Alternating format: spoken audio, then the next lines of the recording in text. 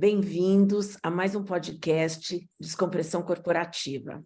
Hoje eu estou aqui com Marcelo Zig, que ele é filósofo, palestrante e ativista dos direitos da pessoa com deficiência. Ele também é idealizador do projeto Mergulho Cidadão, campanha preventiva aos riscos da terceira causa de lesão medular por acidente no Brasil.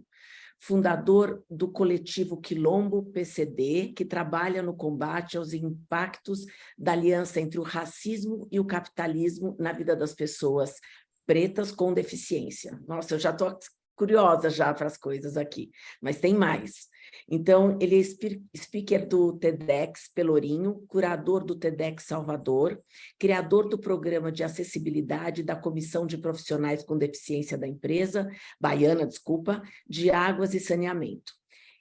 Embasa, que é a Embasa, e porta-voz da Inclua, empresa de recrutamento e seleção de pessoas com deficiência para o trabalho formal. Nossa Senhora, eu já fiquei com um monte de curiosidade aqui, porque seu currículo, você é novo para ter feito tanta coisa, né? Não sou tão novo assim, não. Esse ano eu estou completando 50 anos. Caraca, eu te dava uns 35. Obrigado. Que legal, que bacana. Então você está nos 50, assim, 50, que nem eu. Isso, esse ano. Já tenho um filho, tenho um neto. Neto! Tenho um neto que completou 5 anos no sábado, dia 7. Que legal, parabéns, que bacana. Obrigado. Então, como é que você começou essa jornada? Me conta um pouquinho da sua história, para a gente poder entender aonde você começou e para onde você chegou, a gente já está vendo aqui, né, pelo currículo. Mas como é que foi essa jornada? Conta um pouquinho para a gente, para inspirar, né, todo mundo aqui.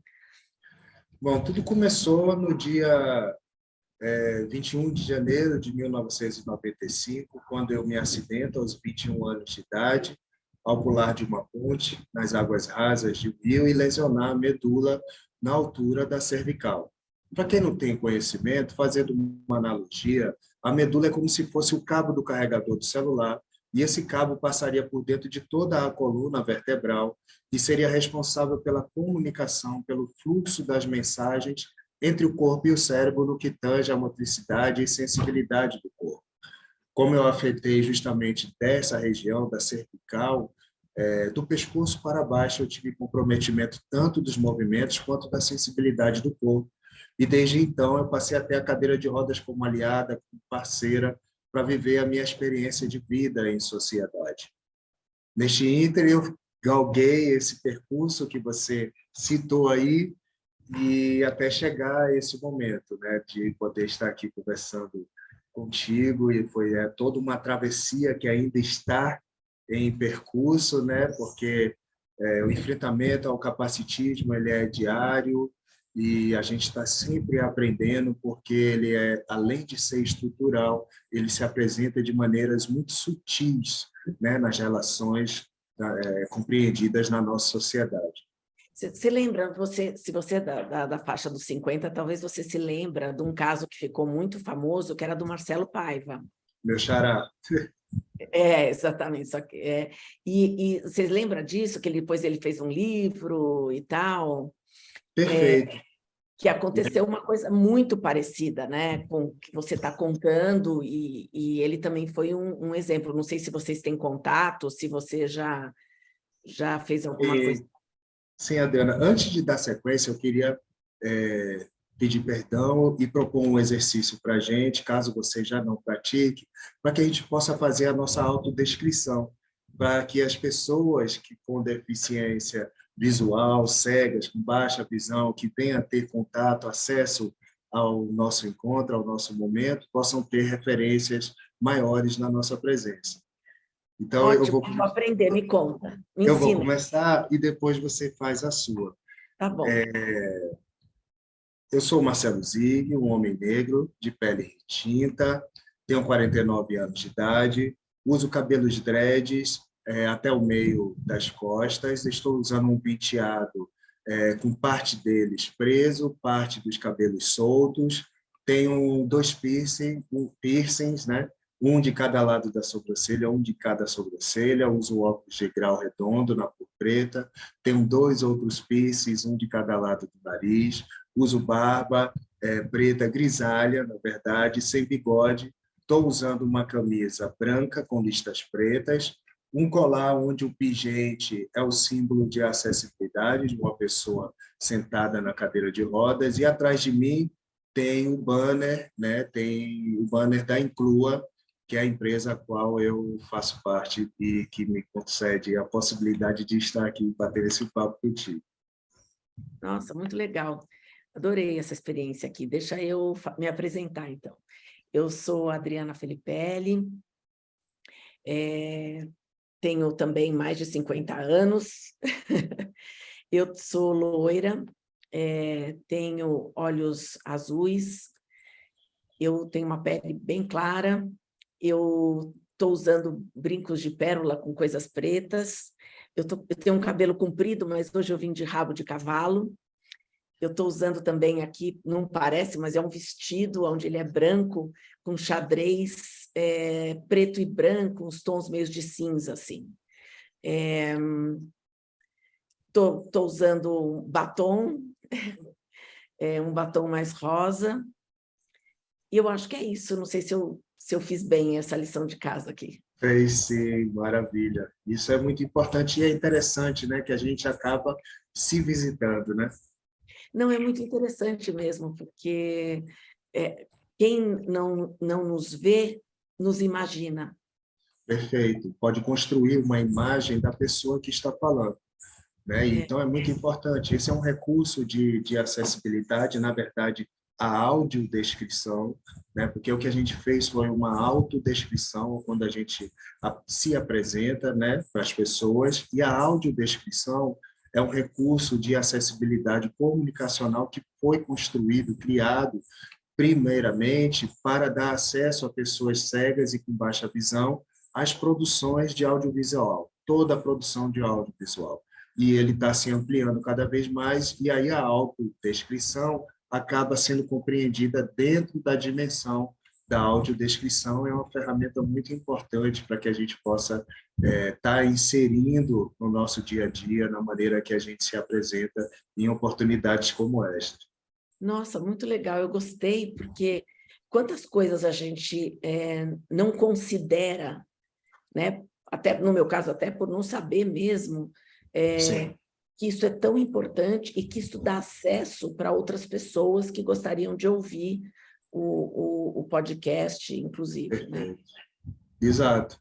Você amplia o alcance, inclusive do seu podcast, né? Porque você vai se relacionar com um público no qual essa ferramenta é extremamente importante. Muito legal. E aí a busca pode ser, hoje em dia, uma busca que ele fala com o computador faz a busca, né? Sim, exatamente. E aí é sempre uma surpresa muito positiva quando você acessa um ambiente ou quando você acessa um serviço, um produto, enfim, uma relação em que ela é acessível, né? Isso é muito importante. Muito bom, muito bom. Obrigada por nos compartilhar e nos ensinar aqui hoje. Já saí já ganhando, já de cara. E me conta Agora, voltando ao que você comentou é. sobre o meu xará, o Marcelo, é interessante que o tipo de acidente dele foi o mesmo do meu. Sim. Né? Ele saltou de algum local e... Era um rio, se não me engano, acho que era um rio. Eu não me recordo exatamente se era rio ou mar, mas o fato é que ele teve uma lesão medular em decorrência de um mergulho em águas rasas, como eu. E que essa, inclusive, é a terceira causa de acidente, de lesão, melhor dizendo, de lesão medular provocada por acidente no país. Né? A primeira causa é o acidente de trânsito, e a segunda, acidente com arma de fogo. E a terceira está uma brincadeira, principalmente de verão. Né? A gente vive num país que tem uma oferta de águas riquíssimas, tanto água doce, salgada, e os próprios condomínios que já surgem cada vez mais com suas piscinas privadas, e a gente não dissemina essa informação. Eu só vim ter contato com o livro do Marcelo Rubens Paiva após o meu acidente. De repente, se eu tivesse acesso à informação anteriormente, seja através do livro dele ou de alguma campanha que fosse realizada, talvez eu tivesse me cercado de maiores cuidados e talvez evitado o acidente. Por essa razão, a gente implementou e criou o projeto Mergulho Cidadão, que é uma campanha preventiva a esse tipo de acidente, onde a gente acredita que é pior do que ser vítima do acidente é ser vítima da falta de informação. Mas vale ressaltar que não se trata, o Mergulho Cidadão, de uma campanha contra a deficiência. O que a gente quer prevenir e tentar evitar, de fato, na vida das pessoas, é o acidente em si, até porque ele pode ter desdobramentos fatais, né? Não, com certeza. E assim, tomar o cuidado para saber a profundidade antes. Entra sem ser mergulhando, né? Entra com os pés e depois vai sentindo o local para depois fazer o mergulho, enfim. Mas muito, muito bom. Quando você fala de capacitação, eu acho que é interessante porque quando você nasceu de uma determinada maneira, ela já você vai aprendendo a se locomover, a se mexer de uma maneira que já é natural, no sentido de que é a tua vida, você não tem outra forma, você já nasceu desta forma. Quando você teve mais tarde, né, numa fase já adulta, porque 21 anos é adulto, você tem outros aspectos que são incluídos, né, e que eu entendo que até por causa da empatia que você tem por estar vivendo isso, você quer expandir isso para outras pessoas, para que isso seja contributivo, para que as pessoas fiquem... Eu gosto muito disso, quando a gente usa uma experiência nossa para benefício da coletividade, da comunidade. Sabe, que a gente não fica sofrendo aqui, mas a gente multiplica, a gente faz o bem e vê que outras pessoas têm as mesmas dores e que têm os mesmos problemas, e como a gente pode, com a nossa experiência, compartilhar isso e poder ajudar o outro a ir para um outro estágio, né? Sim, eu acho que esse é o sentido da vida. Para mim, ele funciona dessa forma. Não tem sentido nenhum a gente viver dentro de uma perspectiva solitária, né, onde a gente dê vazão a sentimentos que nos distanciem, né, uns das experiências dos outros, porque eu não tenho como viver a experiência de 8 bilhões de pessoas que residem no planeta. Mas eu tenho como acessar essas experiências se eu me oportunizar, me manter aberto para poder conhecer essas pessoas, saber das suas experiências e compor a minha vida também com esses ensinamentos, com esses aprendizados. Então, é muito importante porque quem é a Adriana, só a Adriana pode ser. O que a Adriana pode contribuir e entregar à sociedade, só a Adriana pode. Assim como o Marcelo Zig e assim como as pessoas que estão acompanhando o nosso encontro agora, o podcast, e as outras também que não estão. Eu acho que mais do que... A gente é único, né? E a gente deve enaltecer isso, não de uma maneira egóica, mas de uma maneira comunitária mesmo, coletiva, né? Entendendo que é importante você compartilhar seus aprendizados, seus ensinamentos, para você acessar os aprendizados e ensinamentos da outra pessoa e aí ter uma composição ainda muito maior do que você consegue compreender apenas dentro da sua bolha, né, do seu quadrado, como a gente costuma dizer. Então, eu faço hoje o meu trabalho, mais do que em qualquer outro momento da minha vida, é justamente esse o objetivo. Eu estou vivendo um momento onde o pessoal e o profissional estão coexistindo no mesmo tempo e espaço.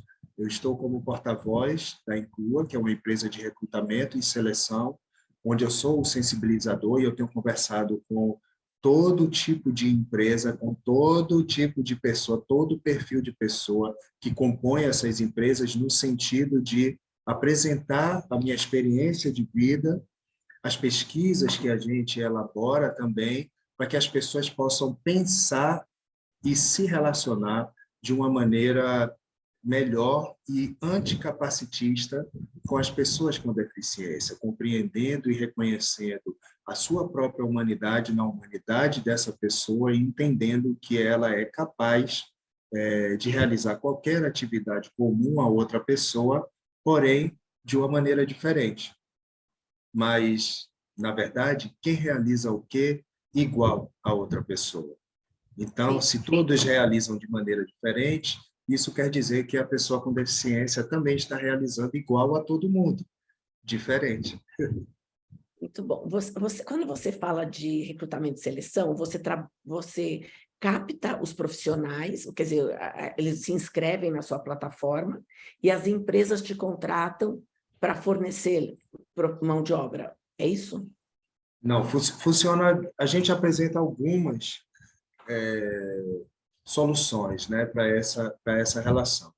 Uma delas é o recrutamento e seleção. E como é que funciona? As empresas buscam a Inclua, disponibilizam as vagas e a gente publiciza essas vagas e, além da gente divulgar nas nossas redes, nos nossos canais de comunicação, a gente realiza a busca ativa. O que vem ser a busca ativa? Como a gente é uma empresa essencialmente online, a gente está em todos os estados do Brasil. Então, a gente se relaciona com as entidades, enfim, com as ONGs, com toda a instituição que se relacione com a pessoa com deficiência, em cada localidade, para poder identificar o profissional que se encaixe nas vagas que estão sendo disponibilizadas. E aí a gente faz contato, faz a seleção, o recrutamento e apresenta esses profissionais para as empresas que estão com essas demandas. Além disso, a gente tem uma outra solução que a gente promove uma capacitação, um curso gratuito na área de tecnologia para a pessoa que nunca tenha tido contato com a tecnologia ou que esteja tentando mudar de área de trabalho para que ela tenha mais uma oportunidade de trabalho, uma vez que a tecnologia é um campo ainda muito fértil, né? E principalmente para pessoas com deficiência, porque dá a possibilidade, inclusive, da gente trabalhar remotamente, né? de maneira online. E, além disso, aí um trabalho mais específico, qual eu realizo, é esse de sensibilização, onde eu converso com as empresas, converso com as lideranças, converso com os times, a gente faz palestras, a gente faz workshop, inclusive a primeira palestra a gente realiza de maneira gratuita para toda a empresa que tem interesse, independentemente de se relacionar com a Inclua ou não, porque a gente acredita no impacto social, né, dessa ação, onde a gente vai conversar sobre capacitismo, sobre acessibilidade, sobre inclusão, sobre viés inconsciente, enfim, sobre a vida da pessoa com deficiência na sociedade. Marcelo, quando você acaba de nos contar como que funciona a Inclua, né, que você ajuda as empresas a buscarem profissionais com este perfil que você comentou, eu imagino que também deva ter um banco de dados rico de profissionais que sabem, né, porque não tem muitas empresas que são especializadas. Então, provavelmente você deve ter um banco de dados onde as pessoas vão até você. Então, o que eu queria te perguntar existe como você falou, uma sensibilização para a empresa, mas eu imagino que deva ter também uma sensibilização para o profissional que está se candidatando. Por quê? Por exemplo, eu trabalhei na empresa anterior que eu tinha, que ela trabalhava muito com outplacement, que é o serviço que você dá para quem está saindo de uma organização. Então, a gente preparava as pessoas para o processo seletivo, preparava para ele decidir o que ele quer da carreira dele, se autoconhecer. Então, eu acho que isso também tem a ver um pouco com você dar suporte para as pessoas participarem bem de processos seletivos, porque elas têm que melhorar a autoestima muitas vezes, enfim. Sim, sim. É um trabalho bastante complexo, né?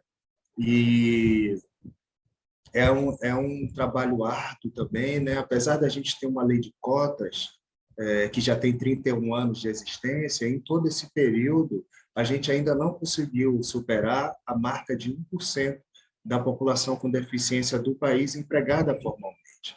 E são muitas situações que a gente deve avaliar na hora de entender esse dado, essa estatística, né?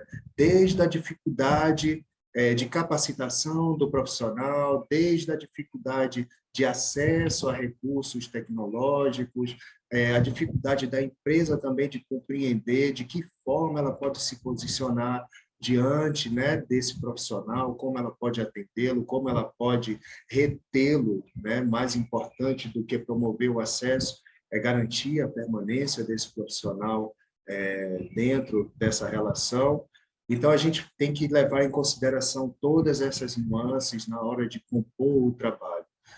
A gente tem um banco de dados, as pessoas se candidatam e ficam nesse banco de dados, onde ele é atualizado diariamente, as empresas já têm conhecimento que a gente tem um bom relacionamento com esse público, com esse segmento social, então elas também já vêm diretamente na busca desse banco de dados. Uma outra solução que a gente tem também é que a gente oferece a nossa plataforma onde as empresas podem realizar o primeiro anúncio de suas vagas de maneira gratuita, então elas podem disponibilizar as suas vagas lá. Entretanto, a parte de seleção e recrutamento fica também de responsabilidade dela. Então, a gente vai pensando estratégias e soluções que possam contemplar o maior número possível de possibilidades de acesso, de conexão, né, entre a vaga e o candidato. Com relação ao candidato, a gente faz um trabalho, a gente não consegue realizar uma palestra voltada para eles, mas a gente faz um trabalho através das redes sociais, onde a gente apresenta essas soluções, onde a gente dá dicas, orientações, para que eles possam se apresentar da melhor forma na hora de se candidatar para uma vaga. E, obviamente, a gente mantém os nossos canais de comunicação aberta, então a gente está sempre respondendo perguntas no direct, seja no LinkedIn, seja no Instagram, seja no Facebook, por e-mail também, ou através da comunicação que é realizada através do site da Inclua. Muito bom. Deixa eu te perguntar, quando você fala de capacitação, conta para mim um pouquinho como que é essa capacitação, como que ela funciona, que etapas ela tem? Capacitação em que sentido? Você diz para a empresa, quando a gente faz a palestra, a sensibilização? Isso. Porque isso é fundamentado na seguinte ideia. Quando a gente pensa em inclusão, hoje, a gente ainda pensa dentro de uma perspectiva, de um viés capacitista. Para quem não tem conhecimento, o capacitismo é toda forma de preconceito e exclusão da participação social da pessoa com deficiência. O capacitismo ele se fundamenta dentro da perspectiva de um modelo médico de se relacionar com a deficiência, onde esse modelo compreende a deficiência como uma doença a ser curada, como um defeito a ser corrigido ou como uma falta incapacitante, inclusive para o trabalho. Entretanto, a deficiência não é uma doença, ela é uma característica que compõe a diversidade humana. Assim como é o tom da minha pele, assim como é a textura do meu cabelo, é a minha deficiência, mais uma entre tantas outras características que compõem a minha individualidade, que compõem a diversidade humana, que vem a ser Marcelo Zig. Esse é o modelo biopsicossocial, aquele que entende que a deficiência não está mais localizada no corpo da pessoa, e sim compreendida na relação entre os impedimentos que a pessoa tenha, seja impedimentos físicos, sensoriais, mentais, intelectuais, com as barreiras que ela enfrenta na sociedade, que quando não impedem, limitam a sua participação social. O que eu estou querendo dizer com isso? Eu estou apresentando para vocês agora um modelo biopsicossocial, que é um modelo que foi fundamentado, regulamentado na Convenção da ONU de 2006 sobre os direitos da pessoa com deficiência, onde a gente compreende, por exemplo, se a gente tem um Marcelo Zig em uma cidade que é acessível, o transporte público é acessível, os espaços são acessíveis, as relações são inclusivas, na hora da avaliação desse Marcelo Zig, ele pode ser classificado como uma pessoa com deficiência moderada ou leve. Mas o Marcelo Zig, que reside em uma cidade que ele tem muitos enfrentamentos, muitas barreiras diariamente, na hora da sua avaliação, esse mesmo Marcelo Zig já pode ser enquadrado como uma pessoa com deficiência grave.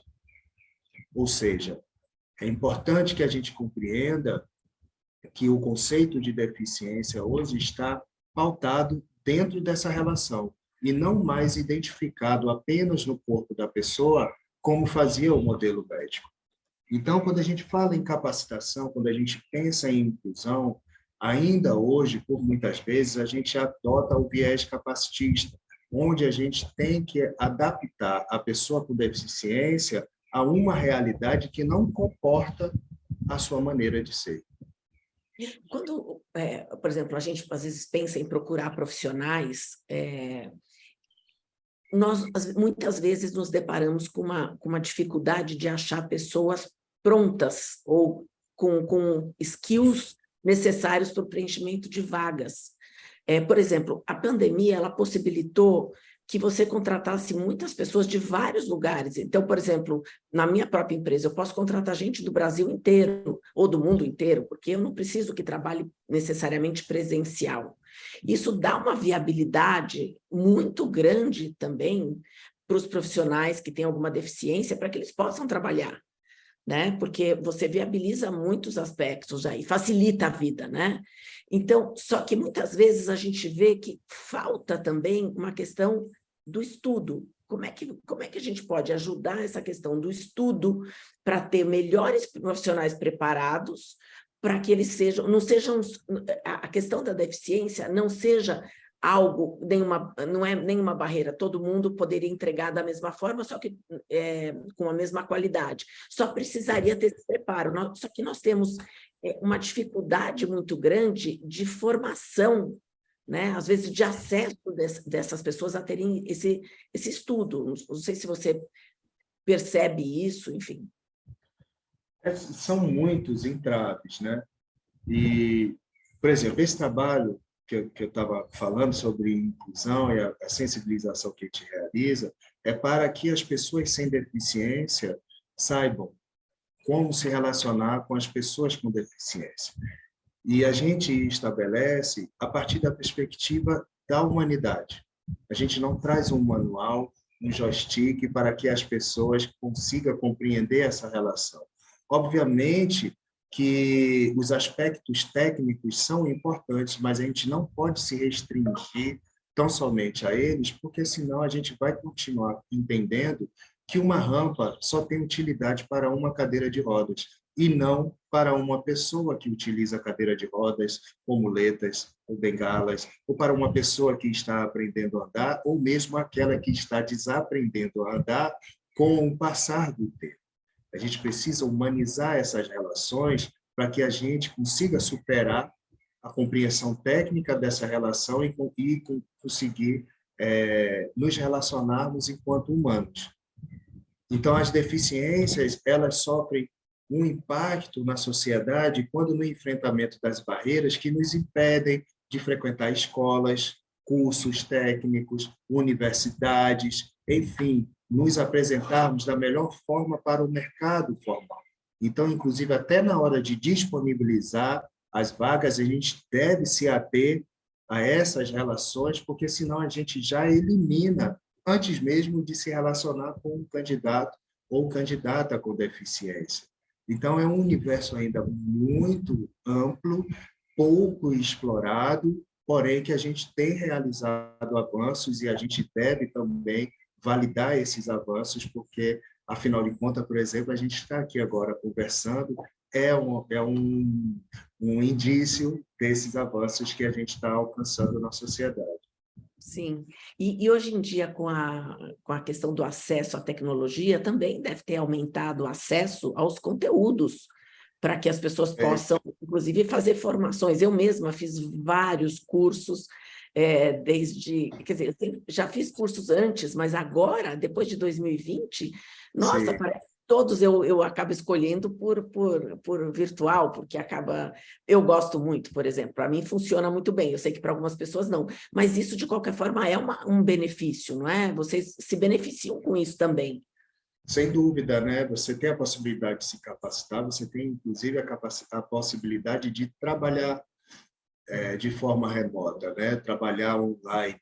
E isso é importante também porque abre uma perspectiva para o corporativo dele não ter que atender imediatamente, pelo menos, a demanda de uma adequação, né, da implementação de algum tipo de acessibilidade, porque o profissional ele vai poder trabalhar da sua própria residência. Entretanto, essa perspectiva ela abre uma discussão, um campo para uma discussão, que a gente só vai ter elementos no futuro, né? Até que ponto o trabalho online é benéfico para a realidade da pessoa com deficiência? Porque pense, ela já vive reclusa à sua casa. Se ela trabalha também na sua residência, isso pode distanciar a gente da discussão, da promoção da acessibilidade na cidade que Perfeito, ela vive. perfeito. É verdade. Inclusive de associabilização também, né? Exatamente. Por exemplo, aqui no escritório, o que a gente faz?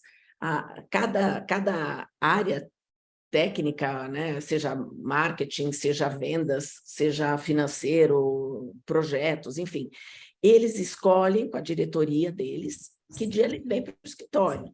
Então, tem gente que vem uma vez por semana, tem gente que vem 2, tem gente que vem 3, fica muito a critério.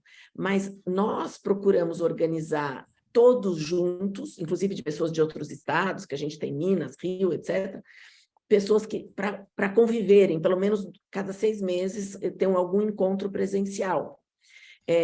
Porque daí tem algumas pessoas, às vezes, que não se conhecem pessoalmente, que mudaram algumas pessoas, então você tem uma possibilidade de conversar, e é diferente, né? Quando você olha, às vezes, a pessoa, nossa, eu achei que era super alta, não, olha, você é baixinha, ou é gordinho, sei lá o quê. Então, essas coisas são muito interessantes também, e a conexão, às vezes, né? Mas eu acho que ela hoje não se torna mais obrigatória, ela é optativa. Então, isso também facilita. Então, as pessoas que moram longe ou que têm alguma dificuldade de locomoção, elas podem vir, mas não precisa dessa frequência, mas não perde a qualidade da relação. Perfeito. Não, ela tem seu ponto positivo, obviamente.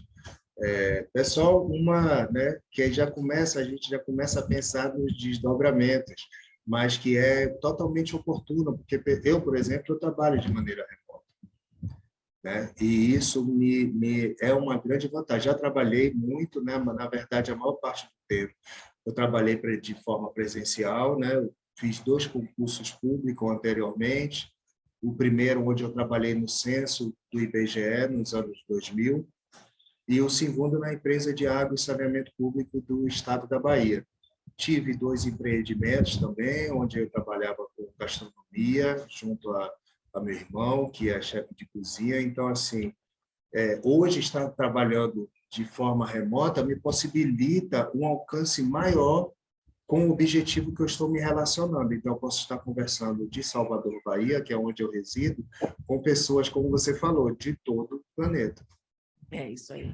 E quando você fez o seu TEDx, como é que foi essa experiência? E você também coordena o TEDx, né?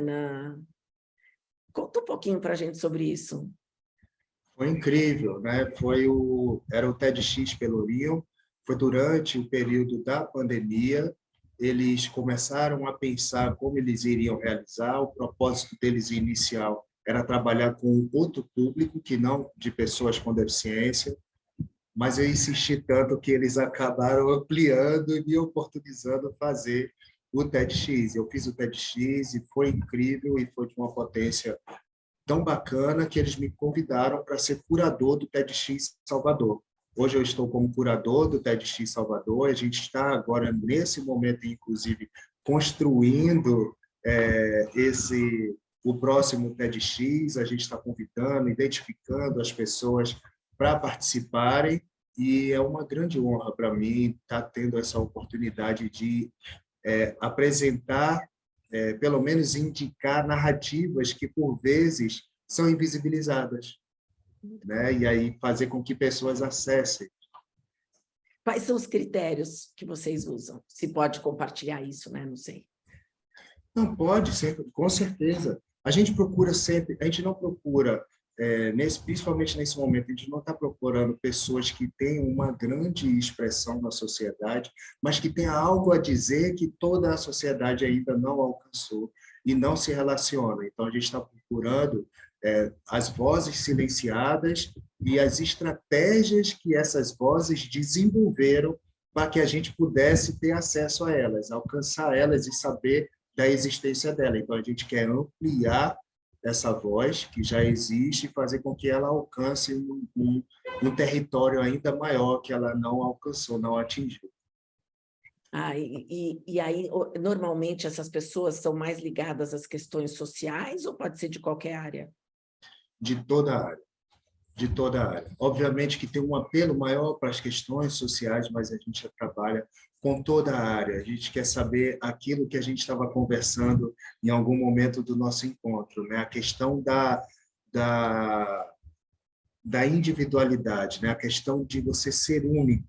Como é que você se relaciona com todas as questões, com todas as situações do planeta e quais estratégias você desenvolve quando no enfrentamento de alguma barreira, seja ela qual for.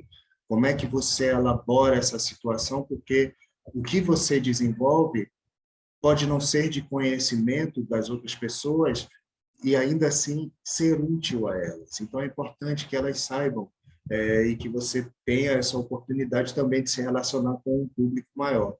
Então, tem sido incrível, a gente tem levantado um time sensacional, o próximo TEDx Salvador vai ser maravilhoso, eu já tenho certeza, pelas pessoas que a gente está encontrando, pelas histórias que a gente está acessando, e que não estão restritas, né, como você trouxe, apenas ao social. A gente tem gente de toda a área. Não, e essas pessoas, provavelmente, elas vão ter muito mais voz depois disso, porque Perfeito. elas são vistas, é multiplicado exponencialmente tudo isso. Então, provavelmente, isso deve dar uma chance para ela expandir o que ela esteja promovendo, enfim, seja uma empresa, seja uma ONG, seja um projeto social, ou seja o que for. Exato, porque abre essa perspectiva de conexões, né? Sim. De muitas conexões, de pessoas que ela talvez não alcançaria, não atingiria, de empresas que ela não teria acesso, que de repente conhece o TEDx e vai ao encontro, e aí é como você falou, expande. E expande, a gente tem pessoas que já passaram pelo TEDx Pelourinho. Eu, por exemplo, quando passei, quando ainda era TEDx Pelourinho, foi a partir daí que eu expandi as conexões, cheguei até em Inclua, estou aqui hoje conversando com a Adriana, gravando esse podcast, porque é dessa forma que a gente vai galgando, né, os espaços na sociedade, né? De pouquinho em pouquinho a gente vai conectando e ampliando. Me conta assim, se você tiver um exemplo de uma pessoa que foi e que mudou a vida dela. Eu. Ótimo, melhor ainda. Eu, porque foi a partir da minha fala no TEDx que eu trouxe uma perspectiva sobre a forma de se relacionar com deficiência, né? As pessoas, mesmo quando ainda hoje se posicionam de maneira anticapacitista, não conseguem compreender o quão estrutural e estruturante é o capacitismo. Então, por exemplo, Adriana, para a gente poder entender um pouquinho melhor do capacitismo, e as pessoas que estão nos acompanhando, eu vou perguntar a você e que elas possam fazer a reflexão também quando diante da pergunta. Bom, agora que já conversamos, que já me apresentei, que temos algum grau de intimidade e que é sabido que eu sou uma pessoa com deficiência, eu gostaria de saber, Adriana, se você poderia me convidar para tomar um café na sua residência. Entretanto, não considere apenas a minha simpatia, leve em consideração que eu vou ocupar os espaços do seu lar com uma cadeira de rodas. Perfeito, já entendi onde você quer chegar. Perfeito. Então, se tem condições para isso. No caso da minha casa, tem. Que maravilha, fico feliz. Na minha casa tem. Só que não são 100% dos espaços. Por exemplo, para ir para os quartos, eu tenho escada.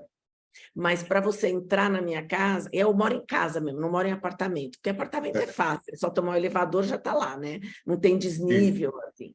Mas moro numa casa e na minha casa dá para fazer isso, né? Eu tenho rampa assim para entrar, não foi, claro, não foi com esse propósito, mas é uma rampa. Então, dá para entrar no andar de baixo, mas realmente no andar de cima, para os quartos, eu já vou ter dificuldade. Só Mas que... me diga uma coisa. Ah, Se durante o nosso encontro eu tiver a necessidade de utilizar o sanitário, o convite permanece? permanece, com certeza. Então, você teve ou tem relacionamento com alguma pessoa que utiliza a cadeira de rodas? Não, não, eu não tenho. Não, que frequenta a minha casa, não tenho. Mas Mas você tem barras, aquelas barras, aqueles suportes do banheiro no o sanitário? que normalmente a gente começa a pôr até, às vezes, né, para as pessoas de mais idade, né? Perfeito. Então, eu não poderia utilizar... Não, se você precisa da barra, não. Sim, sim. Essa pergunta a gente faz, eu diria que quase inocente, para que a gente possa pensar justamente no caráter estrutural do capacitismo, né? Verdade. Porque se a nossa residência não é acessível, por que os outros espaços sociais haveriam de ser? O que é dito, por exemplo, para você, Adriana, e provavelmente para a maioria das pessoas que estão nos assistindo, é que vocês não podem se relacionar com um colega de trabalho, de universidade, de farra, um relacionamento amoroso ou mesmo um familiar que utilize cadeira de rodas, pelo menos no seu lar, não. Mais do que isso, quando a gente pensa a pessoa com deficiência, a gente sempre pensa na outra pessoa e nunca em nós. Entretanto, a maioria das pessoas com deficiência não nascem com deficiência, se tornam a partir das suas experiências, a partir de uma violência, como foi com a Maria da Penha, a partir de uma doença, como foi com o físico Stephen Hawking, ou mesmo de um acidente, como foi comigo. E tão natural quanto nascer pessoa com deficiência é se tornar uma pessoa com deficiência com o aumento da expectativa de vida e o desgaste, a mudança da dinâmica do nosso corpo ao envelhecer. Então, se vocês, algum de vocês, por exemplo, tiver uma mobilidade reduzida temporariamente, onde tenha que utilizar, mesmo em caráter provisório, uma cadeira de rodas, o seu primeiro problema está em casa. Sem Como dúvida. você vai... Oi? Sem dúvida, eu tive amigas, né? Aí, no caso, não foi por acidente, mas que os pais ficaram mais velhos e precisava de toda essa questão da barra, das cadeiras, etc. E aí foi remodelada a casa. Isso, aí você vai realizar adaptações que, na verdade, já deveriam estar previstas nesses ambientes, já que a gente deve se relacionar com a deficiência enquanto dinâmica da vida, e não como um assunto que a gente quer excluir da sociedade a qualquer momento, porque pessoas com deficiência sempre existiram em toda a historicidade da humanidade e continuará a existir. Então, o capacitismo termina por vulnerabilizar todas as pessoas, porque se alguma das pessoas aqui que acompanham se torne uma pessoa com deficiência, o primeiro problema dela é a residência dela. Quando eu retorno aos 21 anos de idade do hospital após o acidente, a minha residência se apresenta como um espaço hostil à minha pessoa. Ela não me reconhece, mesmo diante de anos de convivência, apenas porque ela não foi projetada na perspectiva de se relacionar com uma pessoa que utilize cadeira de rodas, seja visitante ou moradora. Entende? Então, é nesse aspecto que a gente deve pensar a relação com o capacitismo, entendendo que ele termina por vulnerabilizar a todas as pessoas. Obviamente que as pessoas com deficiências são suas principais vítimas, mas em maior e menor grau, todas as pessoas estão vulnerabilizadas pelo capacitismo e apenas por preconceito. Por exemplo, Adriana, imagina você poder conversar com uma criança a partir dos 6 meses de idade e saber exatamente aonde ela está com dor. E não mais performar essa comunicação, como ainda hoje a gente faz de maneira intuitiva, quando a cada choro a gente fica tentando adivinhar se é o dente nascendo, se é a fralda suja, se é a vontade de sair de casa. Como, Zig? através da língua de sinais. A língua de sinais possibilita a comunicação com crianças a partir dos 6 meses de idade, independentemente dela ser uma criança com deficiência auditiva ou não. Mas a gente não lança a mão desse benefício na sociedade apenas por preconceito, porque a língua de sinais é compreendida como um ferramental exclusivo e específico para a pessoa com deficiência, e se eu não sou uma pessoa com deficiência, eu não me relaciono e não tenho acesso a esses benefícios. Verdade. Não, esse ponto que você levantou é incrível, porque a gente acaba só modificando o nosso ambiente, seja ele de trabalho ou não, quando você tem uma pessoa perto de você, que você percebe a demanda. Mas ó, só para você ter um exemplo aqui, eu estou num prédio onde o toalete é um toalete coletivo, quer dizer, sabe assim, aquele ar tem os toaletes como se fosse de shopping. Enfim. Então aí você tem um deles que funciona desta maneira, né? Que tem um espaço diferente. Então, aí você está no trabalho, já obrigatoriamente, já está feito. Mas, como você falou, se eu quiser levar você para minha casa, tem essa coisa de não ter as barras que é fato. Que é fato. Exato. E aí, como é que a gente administra essa situação quando a gente tem a situação da mobilidade reduzida temporariamente ou mesmo se torna uma pessoa com deficiência? A gente vai se desfazer do nosso imóvel, a gente vai realizar adaptações de maneira emergencial, a gente vai solicitar que pessoas residam com a gente, enquanto a gente, no caso de uma mobilidade reduzida temporariamente, se restabeleça, ou seja, convidar a pessoa a ser refém da falta de acessibilidade do nosso imóvel.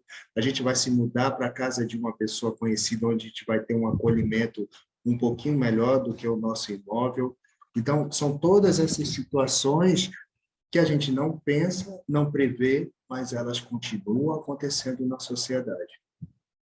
Verdade. Então, quando a gente conversa sobre capacitismo, a gente conversa em todos os ambientes, mas sinalizando que ele começa na nossa residência, e não tão somente arquitetonicamente, comunicacionalmente, tecnologicamente, principalmente atitudinalmente, que é a forma pela qual as pessoas percebem e se relacionam com a pessoa com deficiência.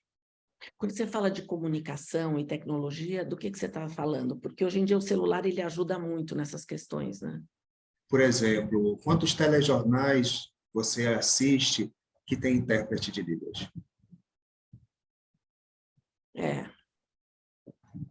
Informações no nosso país circulam e são sonegadas a 10 milhões de pessoas com deficiência auditiva e pessoas que são brasileiras. Perfeito. Quantos filmes nacionais que você assistiu que tem intérprete de Libras? Nem toda pessoa, porque dentro da comunidade de pessoas com deficiência auditiva, você vai ter um gradiente incrível. Vai ter pessoas que têm como sua língua-mãe a língua de sinais. Tem pessoas surdas que são oralizadas, tem pessoas surdas que utilizam implante. Então, existe todo um universo que é sonegado, negligenciado e excluído das relações do nosso país. E aí, por isso que eu digo, tanto comunicacionalmente como tecnologicamente, a gente é excluído dessas relações dentro da nossa própria residência. Sim, quando você falou de televisão, eu entendi, é que eu tinha entendido que era como você se comunicava com as pessoas dentro da casa mesmo, sabe? Não, dentro de casa eu digo atitudinalmente, que é o preconceito que a gente aprendeu, normatizou como a melhor forma de se relacionar com a pessoa com deficiência e não compreende ainda como um preconceito. Então, as pessoas que dizem, Zig, você é guerreiro, mas eu sou guerreiro porque dentro da compreensão das pessoas, eu estou numa batalha com a minha deficiência, eu estou tendo que superar a minha deficiência para poder realizar as atividades que eu quero realizar. Quando, na verdade, eu até aceito o guerreiro quando as pessoas compreendem que eu estou superando as barreiras que eu enfrento na sociedade, a falta de acessibilidade, para poder realizar as atividades. Então, agora, por exemplo, veio o carnaval. Eu vou sair o carnaval e, novamente, eu vou receber uma infinidade de parabéns apenas porque eu vou estar no mesmo espaço que as outras pessoas, realizando a mesma atividade que elas, curtindo o carnaval. Mas quando eu me apresento com uma cadeira de rodas, o imaginário diz a essas pessoas que eu sou uma pessoa que estou em plena dor, perpétua dor, sofrimento, e que eu estou fazendo um esforço dantesco para superar essa situação de dor em razão da minha deficiência, para poder sorrir junto a elas. Quando, na verdade, o que eu estou superando é a falta de acessibilidade nas vias públicas, no transporte público e nas relações com elas. Não, perfeito. Eu acho que esse alerta, esta sensibilização que você colocou aqui para a gente é incrível. Isso traz uma consciência, né, do quão longe nós estamos do que precisa ser feito de forma urgente, né, para incluir, para fazer de fato uma inclusão. E a gente vê que está longe, muito longe. E aí foi o TEDx que me catapultou, sabe? Que me trouxe até a Inclua, que me trouxe até você, que possibilitou, que reverberou a minha voz para que ela pudesse ter o alcance da gente estar conversando e trazendo essa perspectiva sobre a relação da sociedade como um todo com a pessoa com deficiência, desde a nossa residência a todo e qualquer outro espaço social. Muito legal. Olha, eu quero muito te agradecer por esse tempo que você dedicou aqui com a gente e de ter nos ajudado a aumentar, expandir a nossa consciência perante um assunto que é tão relevante. E como, às vezes, a gente acaba não incluindo ele dentro das nossas vidas, ou como você falou, dentro da nossa casa, dentro da nossa comunidade, como isso é necessário. Então, até dá uma vergonha, falar, nossa, a gente não fez nada disso, né? Então, é uma coisa assim que é muito, muito legal, muito tocante para mim pensar que, olha, quanta coisa a gente deixou de fazer e precisa se conscientizar da importância desta forma de inclusão, porque tem inúmeras formas de inclusão, né? Mas desta forma especialmente. Da forma que a gente se relaciona, reconhecendo a humanidade da outra pessoa, e não mais praticando um relacionamento onde existe uma disputa de poder, uma hierarquia, onde um grupo esteja numa condição de superioridade e tenha a possibilidade de contemplar ou não o acesso a outro grupo. Nós, pessoas com deficiência, não estamos solicitando e tampouco necessitamos de uma concessão. Nós sempre existimos e continuaremos a existir. E durante todo esse processo, a gente vem desenvolvendo tecnologias humanas, estratégias, expertises, não somente de sobrevivência, como de permanência e contribuição social. É importante que as pessoas sem deficiência se relacionem reconhecendo a sua humanidade na nossa humanidade, para que a gente possa, inclusive, expandir a compreensão do que a gente conseguiu conceber até o momento, do que vem a ser diversidade humana. E é olhar com o olhar do outro, né? Porque às vezes a gente não pode olhar o mundo com o nosso olhar, a gente tem que tentar, de fato, ser empático e se colocar no sapato do outro. Compreender que existem, como você falou, né, em algum momento falou, Zig, teve uma situação que você falou, como você tem 50 anos, acho que você se lembra. Aí agora é a minha vez. Tem uma situação que uma empresa que fazia uma propaganda que dizia assim, existem 1000 maneiras de se fazer na história. Exatamente. Nenhuma pessoa é igual à outra. Cada pessoa é única e é importante que a gente acesse cada uma delas. Quanto mais pessoas a gente acessar, maior será a gente.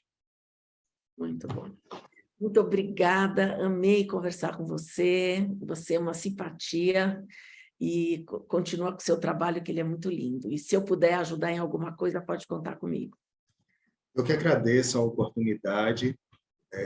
Em nome das 45 milhões de pessoas com deficiência no Brasil, segundo o censo do IBGE de 2010, em nome da Inclua, do trabalho que a gente realiza, e principalmente em nome do meu neto, que tem 5 anos de idade e que ainda hoje não me perguntou do porquê de eu não andar e de eu me movimentar através da cadeira de rodas. E o que ele pergunta a respeito da cadeira de rodas, na verdade, é para saber se ela está carregada para a gente disputar a corrida, ele na bicicleta dele e eu na minha cadeira de rodas. Por isso é importante que pessoas com deficiência possam cada vez mais ocupar todos os espaços sociais para que a sua presença seja naturalizada, como é para o meu neto. Muito legal. Como as crianças são lindas, né? São professoras. É maravilhoso. Que a gente seja mais criança aí nesse espírito de lidar com o outro. Muito legal. Sim. Muito obrigada, Zig. Eu que agradeço. Boa tarde, bom dia, boa noite, enfim. Me coloco à disposição sempre para que, quando seja oportuno, em outros momentos, para mim será uma honra, um prazer.